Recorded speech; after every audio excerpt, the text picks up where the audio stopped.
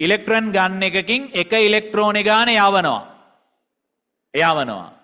යවලා මෙයාගේ එහා පැත්තෙන් ඩිටෙක්ටර් එකක් තියෙනවා. ඒක අංශමය ගුණ හොයනවා. එහෙම නැත්නම් තරංගමය ගුණ හොයනවා. ওই දෙකම එකපාර හොයන්න විදියක් නැහැ.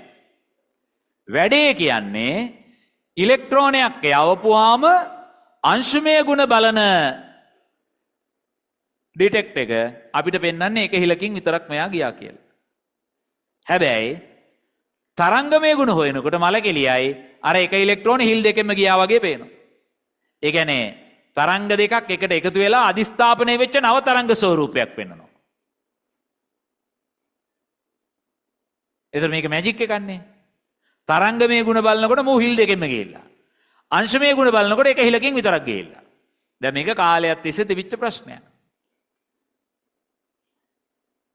එතකොට ඉලෙක්ට්‍රෝන අංශමය ගුණ පෙන්නනවාද තරංගමය ගුණ පෙන්නනවාද? දෙකම පෙන්නනවා. එකම මොහොතේ දෙකම පෙන්නනවාද?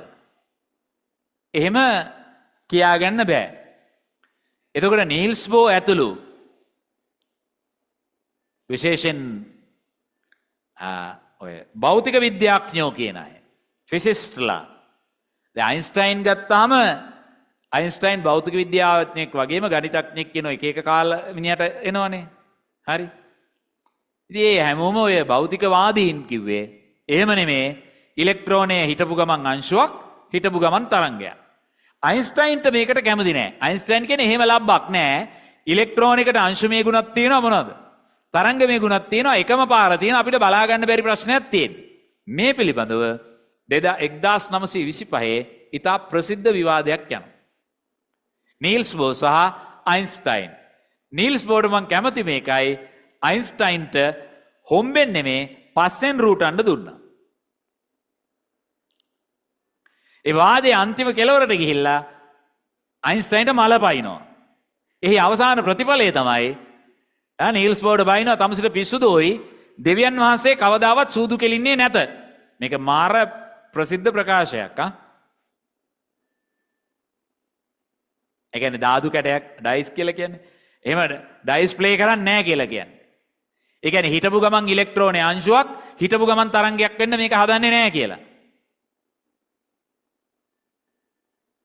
එතකොට නීල්ස් බෝ hina වෙලා කියන එක තමයි තමුසේ මේ දෙයයන් ආන්සර උපදෙස් දෙන එක නතර කරනවා කියන්නේ.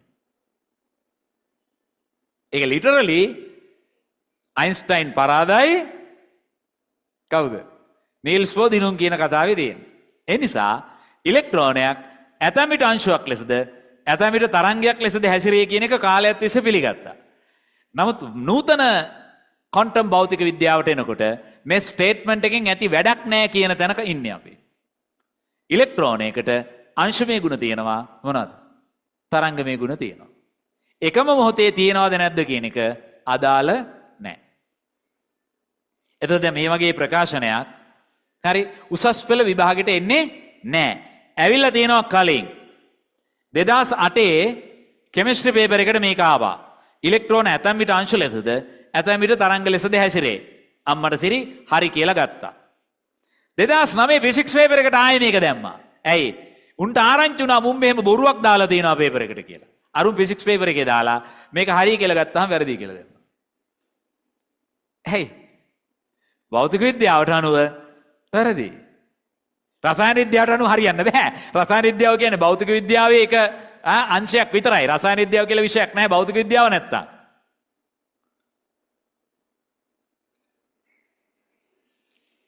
ෆිසික්ස් නැතුව කෙමිස්ට්‍රි කියලා එකක් යන්න බෑ.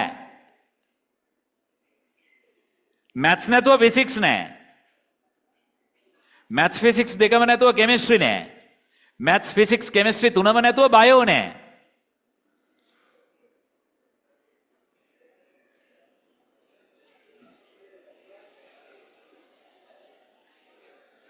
හරි. ඕක නිසා කාලයක් තිබ්බා දැන් නෑ එහෙම ඒවා. අපි යුනිවර්සිටි එකේ ඉන්න කාලේ නම් ඒ කාලෙත් තිබ්බා මැත් ස්පෙෂල් එකක් කරපු මිනිස්සෙක් ඉන්නවා නම් ඌට බය නැතුව ඕනෑම ෆීල්ඩ් එකක ජොබ් එකක් දෙන්න පුළුවන්. අවුලක් නෑ. ඌට ඒක ඉගෙනගෙන කරන්න පුළුවන් කියන තැන හිටියා. දැන් නැහැ මේවා. හරි එහෙම කාලයක් තිබ්බා.